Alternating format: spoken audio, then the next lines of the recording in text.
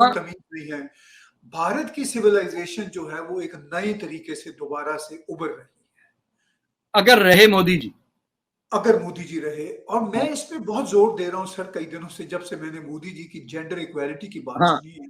क्योंकि भारत को एक डेवलप्ड कंट्री बनने के लिए, जो भारत के प्राइम मिनिस्टर कह रहे हैं, जेंडर इक्वालिटी के तमाम रास्ते अपनाने होंगे, तो आपको ऐसा लगता है कि भारत इस रास्ते पर पड़ जाएगा? नहीं नहीं, भारत इस रास्ते पे है। मोदी जी नहीं कहते अगर उस रास्ते पे चल नहीं निकले होते। जब सड़क 1/4 बन चुकी होती तब मोदी जी कहते हैं कि ये बननी चाहिए। वो कोई ऐसा काम कहते ही नहीं है कि जो शुरू ना हुआ। वो 370 हटाने से पहले ही बात हो चुकी थी।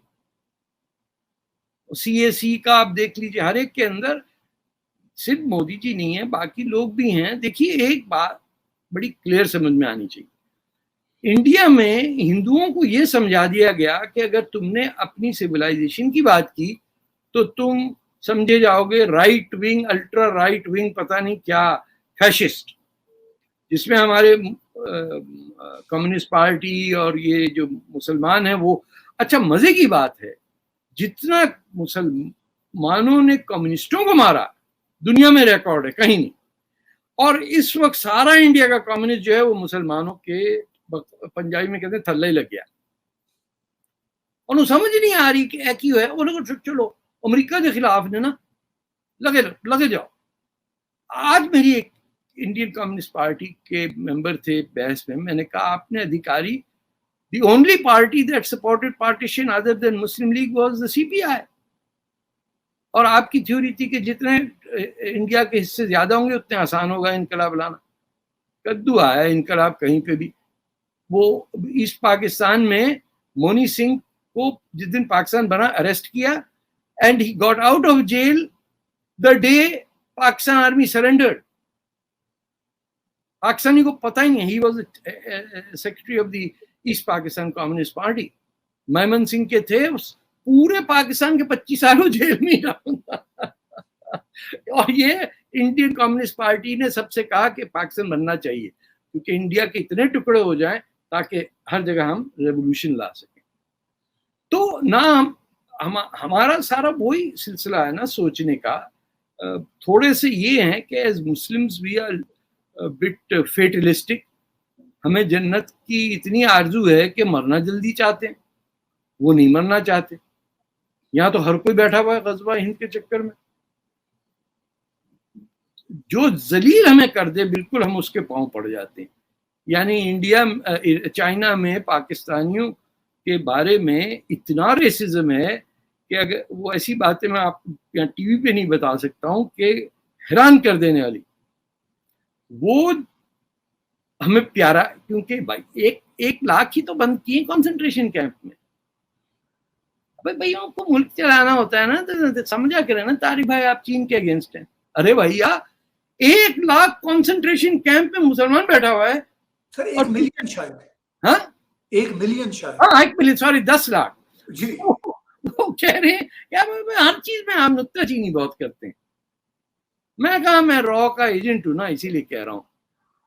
वहां आपका सारे बदमाश जम्मू कश्मीर के अंदर आप भेज के हिंदुस्तान पे हमला करवा रहे हैं, बंबई पे, लोकसभा पे टेररिज्म फैला रहे हैं, वो आपको बड़ा अच्छा लगता है, मीठा मीठा लगता है।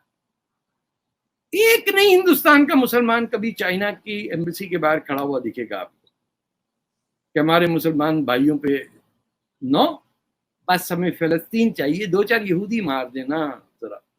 ये हनूद और यहूद बड़ा तंग किया। जस्ट इमेजिन कि उसको राइम कर दिया हम मुसलमानों ने, हनूद और यहूद। ना हनूद को पता है कि यहूद कौन है, ना यहूद को पता है हनूद कौन है। चाबड़ा बेचारी सुबह शाम औरतें काम करती खेतों में पंजाब में। You have also seen it, I have seen it.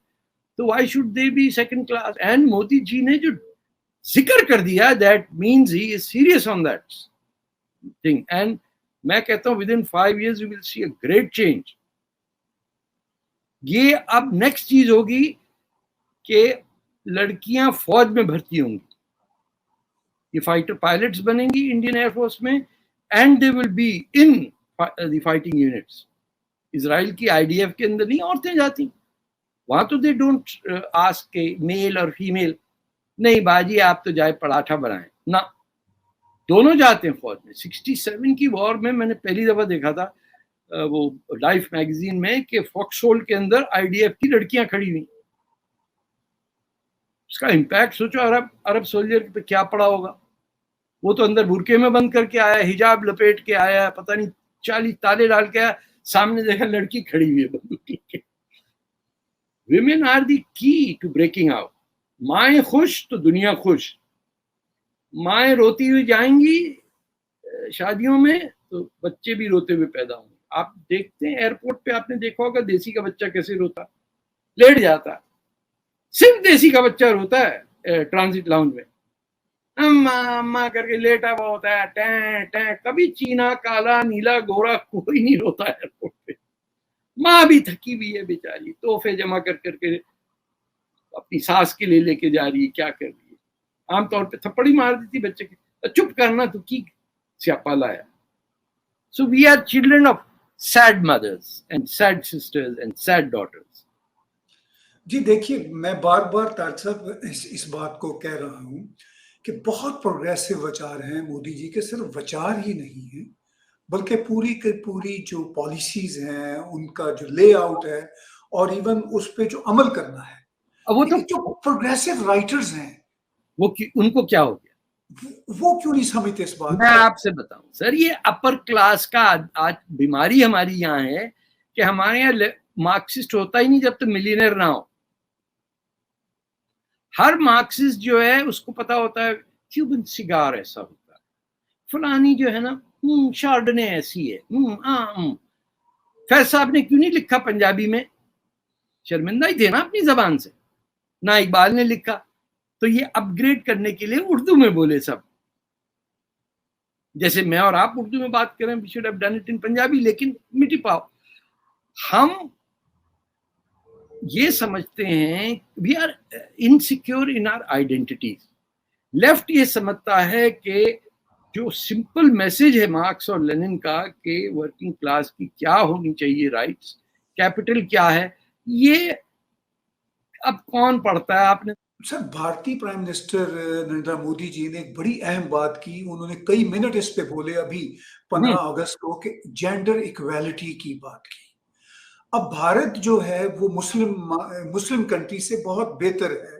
Hindustan में ये है कि उनके पास वैरायटी इतनी है कि आप बताइए, वो जिहादी जो उनकी ऑर्गेनाइजेशंस हैं सिमी टाइप की, जो केरला में बैठी हुई हैं, बंगाल में वो भी हैं, सीपीआई भी है, खालिस्तानी भी हैं और सिख वो भी हैं जो इंडियन नेशनलिस्ट हैं।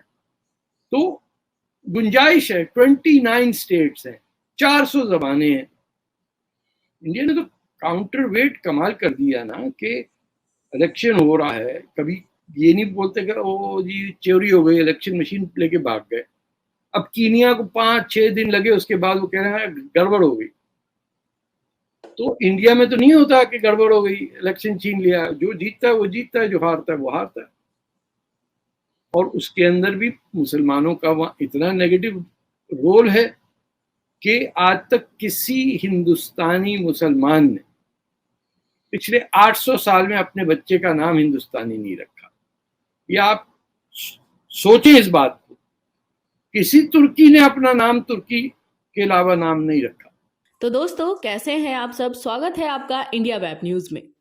दोस्तों, आंकड़े बताते हैं कि नरेंद्र मोदी सरकार के 8 वर्षों में जो काम हुए हैं वो कांग्रेस के 60 सालों में भी नहीं हुए।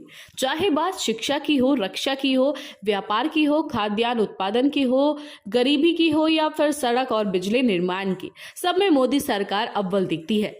यहाँ तक कि स्वास्थ्य क्षेत्र में भी सरकार ने अभूतपूर्व काम किए हैं। मोदी के 8 साल के कार्यकाल में सबसे बड़ी उपलब्धि तो यही है कि इससे पहले भ्रष्टाचार नाम का जो शब्द था हर भारतीय की जुबान पर रहता था, लेकिन अब वो कम सुनने को मिलता है। 2014 में जब पीएम नरेंद्र मोदी ने दिल्ली की सत्ता संभाली, उसके पहले की राजनीति को याद करने पर एक बेबसी सी छा जाती है। पॉलिसी पैरालाइसिस से लेकर भ्रष्टाचार तक हर रोज हो रहे खुलासों ने दुनिया भर में भारत की छवि खराब रखी थी।